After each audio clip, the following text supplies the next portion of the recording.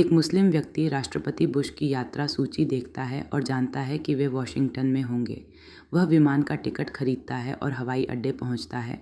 उसके पहनावे और रूप को देखकर सुरक्षा अधिकारी उसे एक कमरे में ले जाते हैं और उसकी गहन जांच करते हैं। जांच के दौरान उन्हें एक कार्ड मिलता है जिसमें लिखा होता है कि उसका नाम रिजवान खान है और उसे एस्पर्गर सिंड्रोम है। जांच के बाद अधिकारी जॉन उसे जाने की अनुमति देता है। खान बताता है कि उसकी फ़्लाइट छूट गई है और उसके पास अगली फ़्लाइट के लिए पैसे नहीं हैं, इसलिए वह बस से जाएगा। जब जॉन उससे पूछता है कि वह वॉशिंगटन क्यों जा रहा है, तो खान जवाब देता है कि उसे राष्ट्रपति को एक संदेश देना है। जॉन मजाक में उससे कहता है कि राष्ट्रपति को उसकी तरफ से नमस्ते कहना। खान अपनी डायरी में यह अभिवादन लिख लेता है, लेकिन साफ करता है कि पहले उसे अपना संदेश देना ज़रूरी है। मेरा नाम खान है और मैं आतंकवादी नहीं हूँ। खान बस स्टॉप पर खड़ा होता है और सोचता है कि वह यहाँ तक कैसे पहुँचा। उसका जन्म मुंबई, भारत में हुआ था। उसके पिता एक मैकेनिक की दुकान में काम करते थे और अक्सर उसे वहाँ ले जाया करते थे, जहाँ रिजवान खेलता और चीज़ों को ठीक करना सीखता था।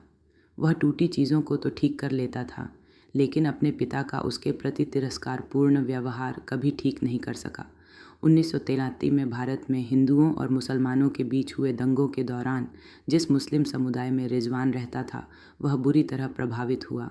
आसपास सुनी बातों से प्रभावित होकर वह भी हिंदुओं के बारे में अपमानजनक शब्द दोहराने लगा, लेकिन उसकी माँ ने उसे रोका और सिखाया कि सभी इंसान बराबर होते हैं। हमें धर्म नहीं, बल्कि यह अलग करता है कि हम अच्छे इंसान हैं या बुरे। यह सीख खान के जीवन को हमेशा के लिए बदल देती है। दूसरों की नज़र में रिजवान एक अजीब बच्चा था, लेकिन उसकी माँ के लिए वह सिर्फ अलग था। कोई भी उसके बेटे की स्थिति को ठीक से समझा नहीं पाता था, फिर भी उसकी माँ हमेशा उसे बेहतर ढंग से समझने की कोशिश करती रही। स्कूल में बच्चे उसे चिढ़ाते थे, लेकिन उसकी बुद्धिमत्ता साफ झलकती थी। इसलिए उसकी माँ उसे श्री बदिया के पास ले जाती है, जो एक शिक्षित व्यक्ति थे, ताकि वे उसे अपने घर पर पढ़ा सकें। शुरुआत में बदिया हिचकिचाते हैं, लेकिन जब रिजवान उनके परिवार का इतिहास विस्तार से सुनाता है तो वे उसे पढ़ाने के लिए मान जाते हैं। रिजवान किताबों और जीवन के बारे में बहुत कुछ सीखता है।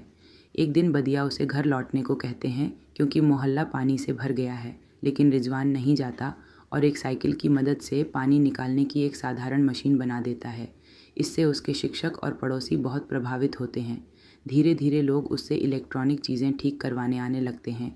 एक दिन रिजवान का भाई जाकिर स्कूल से एक ट्रॉफ़ी जीत कर आता है और अपनी माँ का ध्यान चाहता है, लेकिन माँ उस समय रिजवान की बातों में लगी होती है। निराश होकर जाकिर अपना गुस्सा रिजवान पर निकालता है। माँ जाकिर को समझाती है कि वह भी एक अच्छा बेटा है। रिजवान वही शब्द दोहराता है, लेकिन जाकिर उसे ठुकरा देता है। समय के साथ जाकिर का मन में रिजेंटमेंट बढ़ता जाता है। वह अमेरिका में पढ़ाई के लिए छात्रवृत्ति प्राप्त करता है, जबकि रिजवान भारत में अपनी माँ के साथ रह जाता है। बाद में जाकिर शादी करके अमेरिका में बस जाता है और माँ को भी बुलाता है, लेकिन माँ रिजवान को अकेला छोड़ना नहीं चाहती।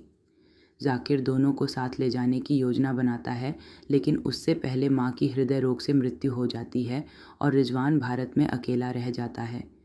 एस्पर्गर सिंड्रोम दुनिया भर में लाखों लोगों को प्रभावित करता है।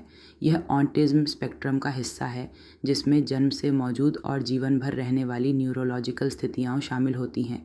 ये स्थितियाँ प्रभावित करती हैं कि लोग दूसरों से कैसे जुड़ते हैं, कैसे संवाद करते हैं, सीखते हैं और व्यवहार करते हैं। इसे स्पेक्ट्रम इसलिए कहा जाता है क्योंकि इसके लक्षणों की तीव्रता और रूप अलग अलग हो सकते हैं। एस्पर्गर कोई बीमारी नहीं, बल्कि दुनिया को समझने का एक अलग तरीका है। ऐसे लोग अपने वातावरण को अलग ढंग से महसूस करते हैं, इसलिए वे कभी कभी दूसरों को अलग या दूरी बनाए हुए लग सकते हैं। कई हल्के मामलों का कभी निदान ही नहीं हो पाता और व्यक्ति बस थोड़ा अजीब या सनकी समझा जाता है। रिजवान अकेले अमेरिका जाने का फैसला करता है। वह सैन फ्रांसिस्को में जाकिर और उसकी पत्नी जस्सीना के साथ रहने लगता है। जस्सीना, जो मनोविज्ञान की प्रोफेसर है, सबसे पहले पहचानती है कि रिजवान को एस्पर्गर है। इस स्थिति के कारण उसे नए लोगों और जगहों से डर लगता है, पीले रंग और तेज़ आवाज़ों से असहजता होती है। जस्सीना उसे समझने और ढलने में मदद करती है और उसे ऑटिज्म फाउंडेशन भी ले जाती है। जाकिर को स्थिति समझाने के बाद वह रिजवान को अपनी हर्बल प्रोडक्ट्स की दुकान में काम पर रखता है। एक दिन सड़क पार करते समय पीली लाइन देखकर रिजवान घबरा जाता है और ट्राम के सामने रुक जाता है। तभी मंडीरा नाम की एक महिला उसे हिम्मत देती है। यहीं से दोनों की मुलाकात होती है। धीरे धीरे दोस्ती प्यार में बदलती है। रिजवान अचानक मंडीरा से शादी का प्रस्ताव रख देता है। बाद में वह उसे सैन फ्रांसिस्को का ऐसा नज़ारा दिखाता है जो उसने कभी नहीं देखा था और मंडीरा शादी के लिए मान जाती है। 9/11 की घटना के बाद हालात बदल जाते हैं। मुसलमानों के खिलाफ नफरत और हिंसा फैल जाती है। मंडीरा का बेटा सैम नस्लीय हिंसा का शिकार होकर मर जाता है। दुख में मंडीरा रिजवान से कहती है कि अगर वह राष्ट्रपति से मिलकर यह साबित कर दे कि वह आतंकवादी नहीं है, तभी वह वापस आ सकता है। रिजवान इसे सच मान लेता है और राष्ट्रपति से मिलने निकल पड़ता है।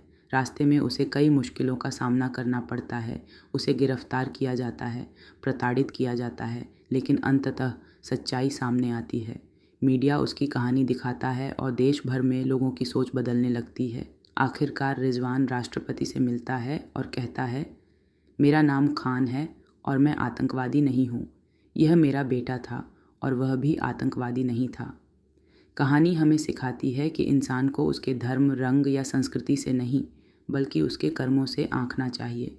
अंत में यह सवाल छोड़ जाती है, क्या हम अपने पूर्वाग्रहों से ऊपर उठ सकते हैं?